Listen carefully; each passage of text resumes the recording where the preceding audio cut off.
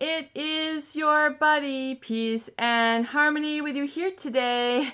Sorry about that. We are zooming in and focusing in back on a great viewer question, and that is, how do you overcome being stuck or blocked by a narcissist? And I apologize, the video cam here just fell on the floor, so we are going to pick it up and zoom in and focus in on where we left off, and that is, how do you overcome sort of feeling stuck or blocked, or sort of in the analysis paralysis aspect of being in a relationship with someone who is narcissistic. And we're talking about sort of some of the things that they get you in a sort of what Pete Walker would say in his book, Complex PTSD from Survival to Thriving. And in terms of what he would say is that, you're sort of in a fawn mode. It's like a deer stuck in headlights.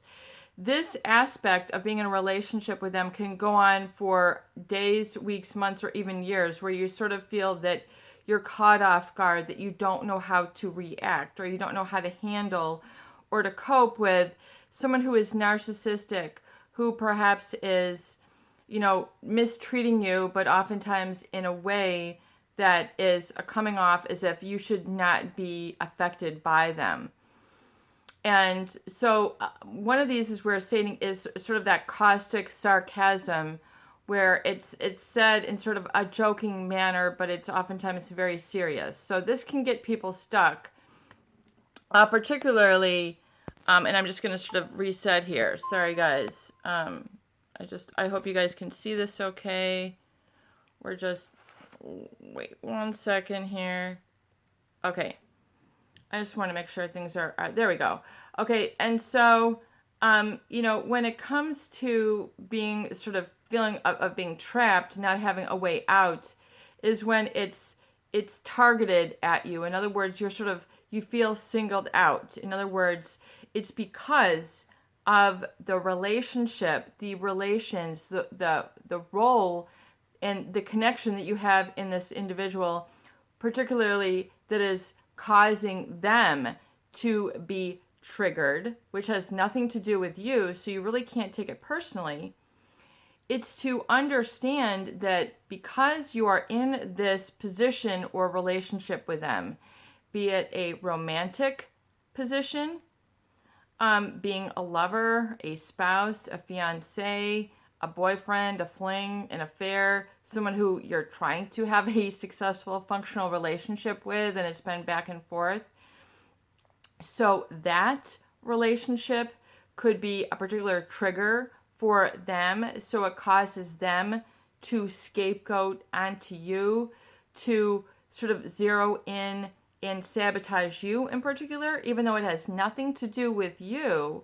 So you can't take it personally. It's because the narcissist has a challenge and is triggered particularly by this relationship. It doesn't have anything to do with you, once again. It has everything to do with the type of relationship. So this person, oftentimes narcissists, are extremely comitophobic. In other words, they don't like to be in positions where they have to be in a commitment, where they have to, handle in sickness and in health, where for better or for worse. In other words, for when things are going good, everything is ego, an ego stroke for them, where, they're, needing that support, their supply, people to ooh and ah over them, give them, you're so wonderful, you're so great, you're the most talented, you're the most beautiful, you're the most handsome, you're the most whatever. Notice how, people around them have to give that prop or supply or support to them. In other words, it's the narcissist who is the needy one. It is the psychopath who deceives others and needs others to be deceived and destroyed around them. So it has everything to do with their needs, their egotistical needs. Why? And then they will scapegoat, target, insult, berate, and refer in a derogatory way to others. And that oftentimes, because it's so confusing, because it doesn't make sense, because it doesn't compute, people get stuck or trying to figure out why it is so. Why am I getting treated this way? I'm supposed to be the love of their life. I'm supposed to be their kin. I'm supposed to be their blood. I'm supposed to be their family. I'm supposed to be their colleague.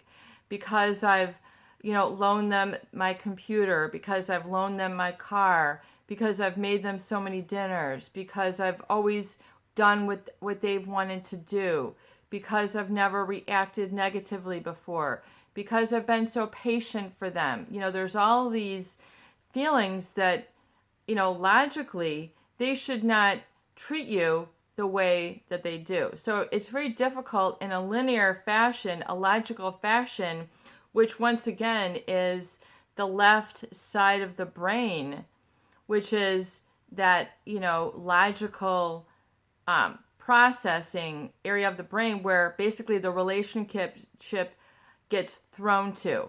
It's no longer processed in that carefree, creative side, which is full of spontaneity and inspiration and expression and sort of, the balance between the two sides of the left and right brain. The right hemisphere is really more the creative side. It's more, that inspirational side. It's where things take on more of a emotional meaning.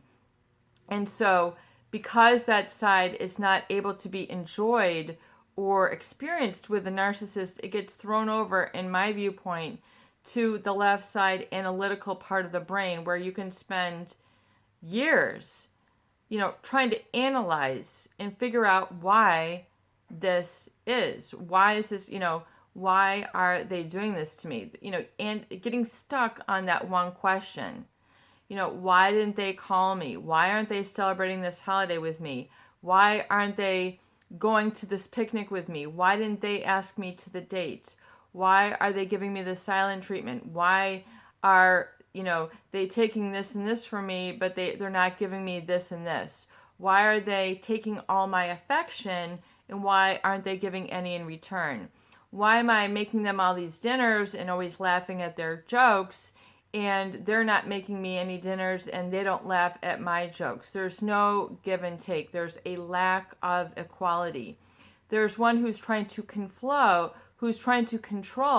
the flow of information, the flow of being okay or not, and it happens to be them at the levee. It happens to be them at the reservoir, who's like opening up the gate. Okay, water can flow now. Okay, let's put it down.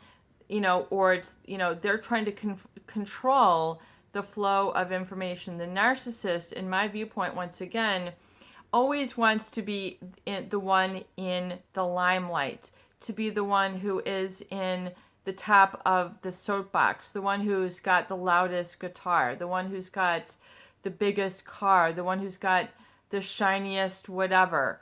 They are the one who has to be the utmost, the best, the one in the, the ring leader, the one in the center of attention, the one whose decision, either yay or nay, is the one who breaks the vote. They're the ones who decide whether something is funny, something is worthy of going to, like a movie or a concert, or, the one who decides whether something's cool or not. You might love to go on walks. For them, that's for the pussies.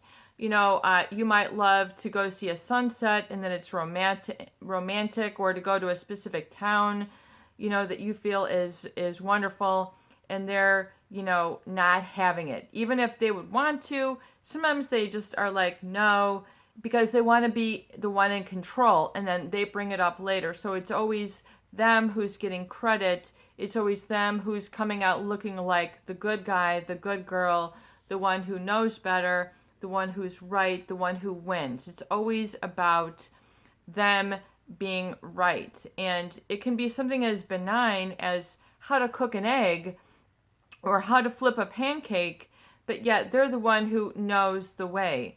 You put the flame on medium, not medium high. You put the flame on low for this, and they're the only ones who know their way around in anything. They're the only ones who know the way around the block, who know their way around a week, who know, they're the ones who are always, speak softer, speak more quietly, speak louder, you speak this way. I mean, they can find everything and anything, yet they are oftentimes the one who's dishing it up, but they can never take it. There's this double standard that you see in these relationships with someone who is narcissistic. For psychopathic, you really don't get there until later on in the relationship, when you really start to figure things out and say, this is off, this is awry, this is not sort of on track, yet, but other people will not question them because they're so unique, different, and you will arrive at that they're so unique, different because of how they've boasted about themselves, their claims to this, their claims to that, their the way that they are saying, see, look, the way that they prove themselves, and you can never win. So it can be as something as benign as how to cook a hamburger, and somehow you just don't know, you can't measure up. Eventually, as you get on further into the relationship, they will then begin to check out other supply or become more mysterious in the relationship. This mysterious disappearance, they're not there when they're supposed to be, and then so it gets this sort of analysis paralysis, and you're trying to settle the score, and it just does not compute. Your math skills, emotionally, just things don't add up. Yet people get stuck because they don't have the answer as of yet. They can't put a finger on it. They can't put a thumb on it. They can't really deduce or come to a conclusion that this person is hurtful or not worthwhile, because they've accepted and processed so much to the contrary. Well, maybe, and then you begin to make excuses or justifications. Oftentimes people who are in a victim status or are in a stuck status then begin to make excuses for them. Well, someone who is, so intelligent, maybe this is just how it is. Someone who's so talented, well, maybe that's just what I have to put up with. Someone who's this funny, well, maybe I should just let them always have the center stage. Someone who is this wealthy, this bad boy, this bad girl, maybe they are right, maybe I don't. And you begin to then, accept that perhaps you are inherently flawed. You don't outright say it. Oh, I guess, I'm inherently flawed, so I should just stay with this person because they're my better half. They make me look good. When you're sort of becoming to make excuses in the way that they decide. So you have to be very careful in that you stay with your own values and you don't reflect the values of this dysfunctional person, because it becomes, in my viewpoint, you become like a mirror image of the wrong image of them and of yourself. So it's kind of like silly putty. Remember back in the day, yes, when you got that little egg and you opened it up and there was this plastic sort of beigey sort of gooey thing, that silly putty, and then you would flatten it out and then put it on a newspaper and you would peel it off and it would be the exact replication. You could pull it out, or you'd do a picture and you'd make it look really big or tall. It's kind of that duplication process where people sort of begin to lose their own internal structure, their own internal writing, if you will, and they take on another's, and they're not able to, so in other words, they begin thinking, mirroring, or mimicking, or thinking similar thought forms to this type of person. In other words, they begin to absorb it and give it back to them at face value. In other words, because they're not able to, it's like putting up and shutting up. But the process, the difference is, in my viewpoint, is that you begin then to sort of think like them. You're not thinking like yourself, where you've got that balance of going on, which has worked for you probably previously, but they then hit you at a crossroads in your life where there was a certain need unmet that you didn't know was unmet, or that they basically created a new one, ripped you a new one by coming into your life. In other words, they created a new need that you didn't know that you had, or that they pulled out of you, sort of enticed you into, and that now you're sort of circulating all of your values sort of around them like this tornado that you don't want anybody else to see. But there's this mirroring of thinking like them, and then this can get you caught and stuck because your regular deduction or thought patterns can't pull you out of it. In other words, you forsake it, you give it up, but the problem oftentimes is that it's sacrificed in the name of a bigger, what you perceive then, or what I call flawed thinking, or excuses, or denial, which basically is you saying, well, it's, maybe they are right and I am wrong. So you're buying into the lie, you're buying into the illusion, and then, but people get literally stuck.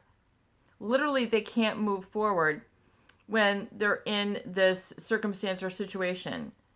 Because they don't know the correct thoughts or how to handle and justify to themselves that they should leave.